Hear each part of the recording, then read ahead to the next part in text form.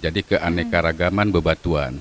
Kemudian juga kalau untuk pariwisata, pariwisata itu kan mengenal ada 4A. Iya. Salah satunya adalah atraksi. Atraksi. Jadi atraksi di sini adalah budaya, seni dan budaya.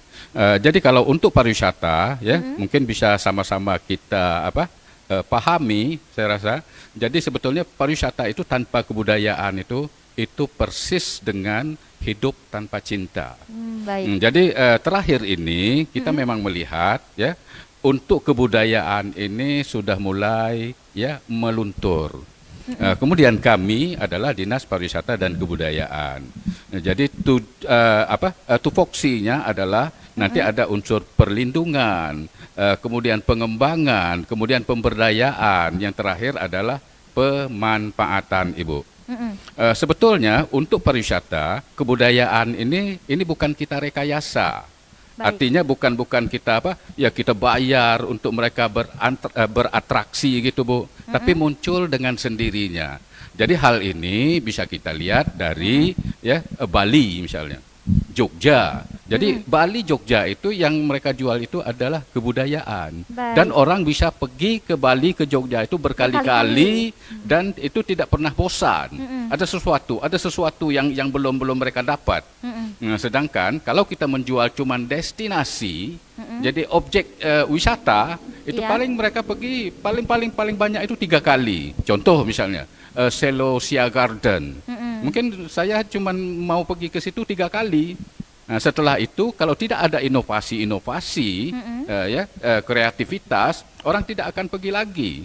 Kecuali ada hal-hal baru. Nah. Jadi untuk ini Bu, untuk kebudayaan ini kami mencoba. Sebetulnya kita sudah programkan pada tahun 2020, kemudian 2021 ini. Baik. Bahwa untuk awalnya, Bu, kita punya sebetulnya kita sudah punya wadah di Pantai Piwang itu. Jadi sebetulnya kami setiap malam minggu itu di situ akan tampil atraksi seni dan budaya khas Kabupaten Natuna. Jadi monggo ya komunitas itu untuk beratraksi, untuk menampilkan seni budayanya gantian setiap malam minggu. Mungkin kami menyiapkan lighting dan sound system. Ini salah satu syarat untuk menuju UNESCO Global Geopark juga. Kemudian untuk kuliner khas Natuna di landmarknya Geopark, jadi ada tulisan Geopark Natuna situ.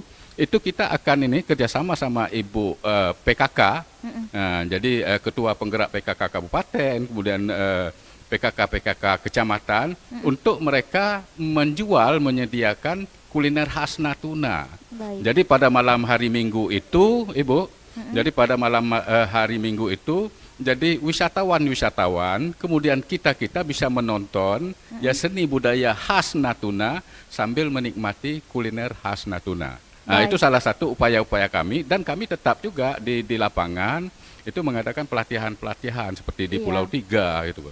Jadi itu upaya-upaya kita untuk meningkatkan, untuk mengembangkan, untuk melestarikan.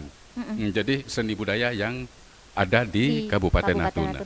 Sebenarnya kalau saya juga melihat bahwasanya untuk kegiatan ini pernah beberapa kali dilaksanakan di Pantai Piwang, karena saya juga waktu itu meliput. Nah, ini karena adanya pandemi ya Pak ya? Jadi kendala kita itulah salah satunya adanya pandemi. Baik. Nah, sedangkan pariwisata itu harus mengumpulkan massa sebanyak-banyaknya di objek wisata, kemudian di tempat-tempat keramaian, tapi di pandemi ini tidak boleh. Nah, itu yang. Ini tapi mudah-mudahan membuat kendala kita sebagai ini juga salah satu kendala ya Pak ya? Ini salah satu kendala. Sedangkan kita kalau untuk pariwisata ya pada tahun ini kami lebih ke capacity building. Jadi peningkatan sumber daya manusianya, kita kan ada pelatihan-pelatihan. Itu pun kita minta izin sama Satgas. Nah, Satgas bilang sampaikan sama Pak Sekda. Nah, jadi baru akhir tahun ini kita bisa laksanakan. Ya mudah-mudahan kami berharap ya kalau pariwisata ini kan kunjungan.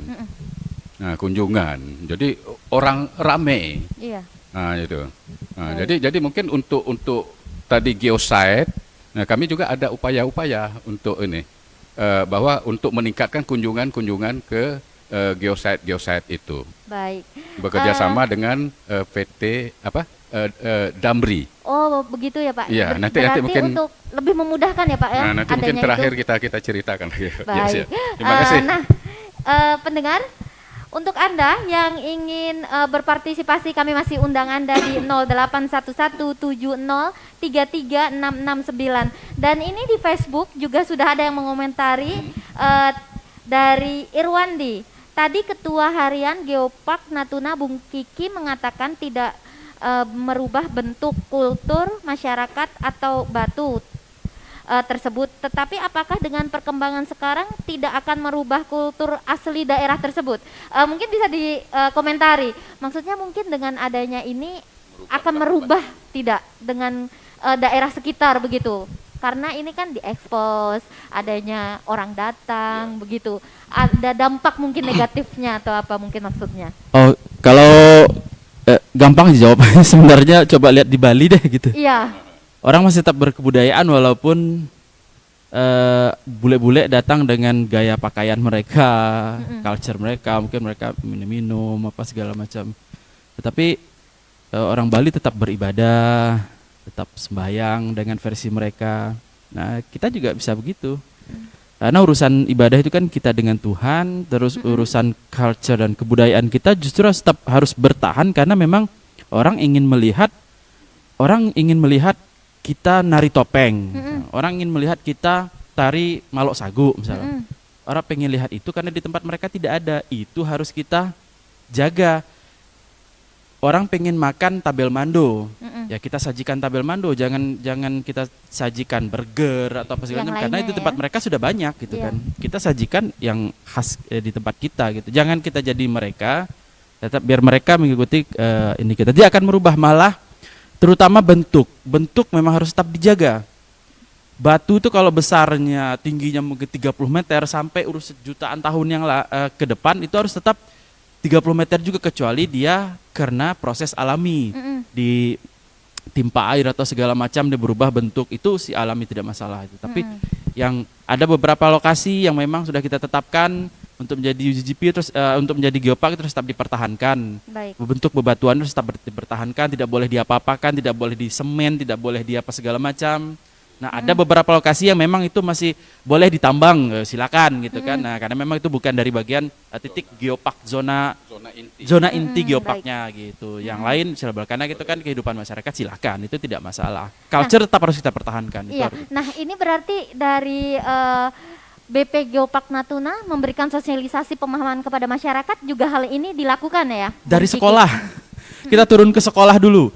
Karena baik. yang maksudnya begini, usia yang paling untuk menyelamatkan daerah kita, anak-anak sekolah SMP, SMA, karena kita ada program Geopark to School. Jadi mereka dulu yang kita beri pemahaman tentang geopark.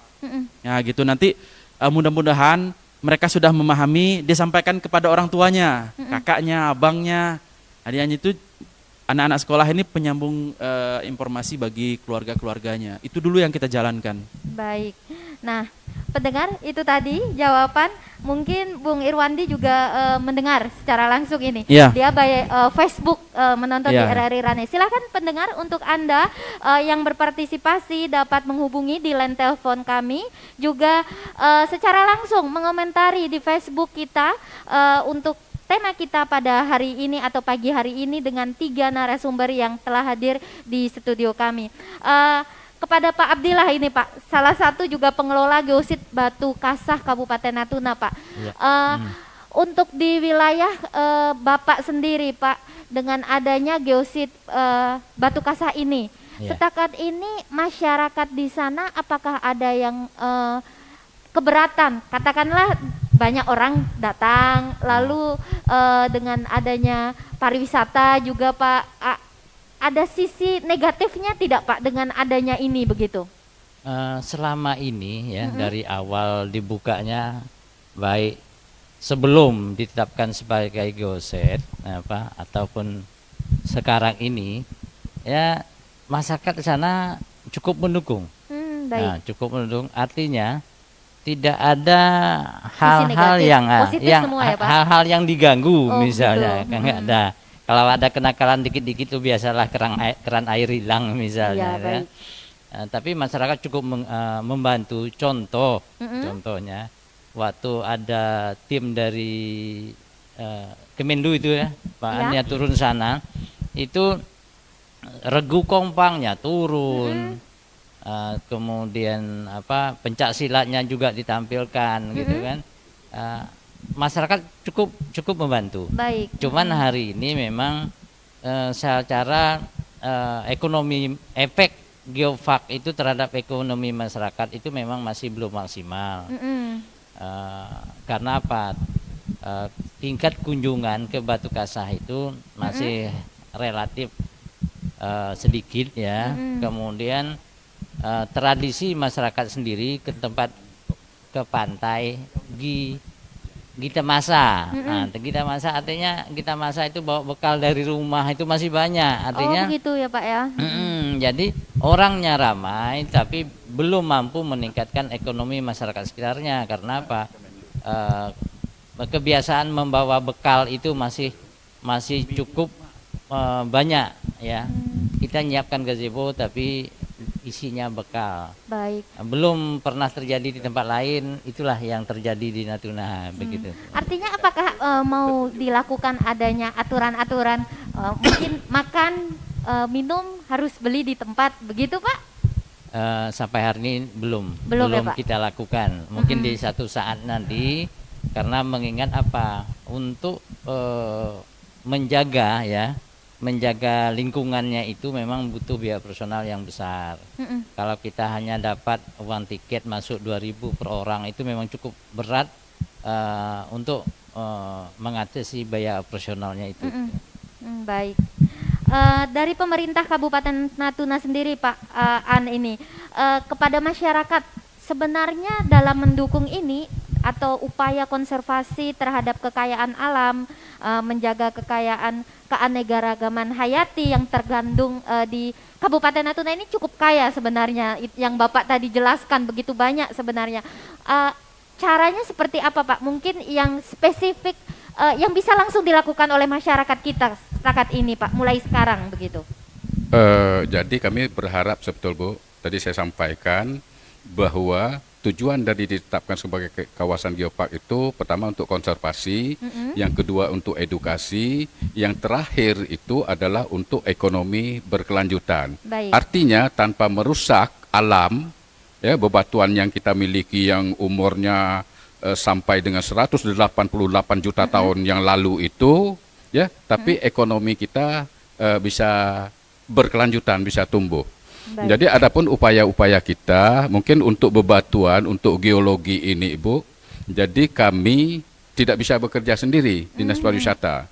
Tapi yang paling penting kita sudah sosialisasikan di kalangan camat, kemudian kepala desa. Memang kami rasakan pada tahun 2021 ini kita agak stagnan. Stagnan artinya itu tadi, kita tidak boleh berkumpul untuk ramai-ramai, tapi sekarang kita udah mulai start lagi untuk mensosialisasikan.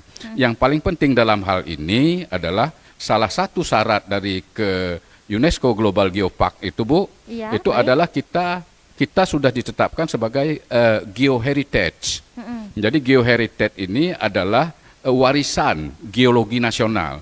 Jadi Natuna sudah mengajukan, insya Allah dalam waktu dekat itu kita ada FGD. Jadi di FGD ada beberapa titik nanti itu ditetapkan sebagai warisan geologi nasional. Jadi geoheritage oleh Menteri Pertambangan dan Energi. Jadi ini tidak sembarang, tapi penelitiannya sudah. Itu tinggal kita FGD. Nanti FGD-nya dalam waktu dekat langsung dipimpin Bupati. Kemudian di mana batu-batu, titik-titik, ya, titik-titik yang ditetapkan sebagai geoheritage itu. Nah, jadi pada saat itu sebetulnya kita sudah ini untuk geologi ini tidak boleh, terutama tadi disampaikan oleh Pak Kiki Ketua Harian. Jadi ini Bu, Batu Kasah misalnya. Batu Kasah itu zona inti titiknya itu tidak boleh diganggu. Baik. Nah, tapi bukan berarti masyarakat tidak boleh menambang. Nah, gitu. Tidak boleh menambang. Ya kita nanti delineasikan di peta ini kawasan inti tidak boleh dibangun sama sekali, tidak boleh diganggu sama sekali. Tapi zona pendukungnya itu boleh, seperti tempat parkir.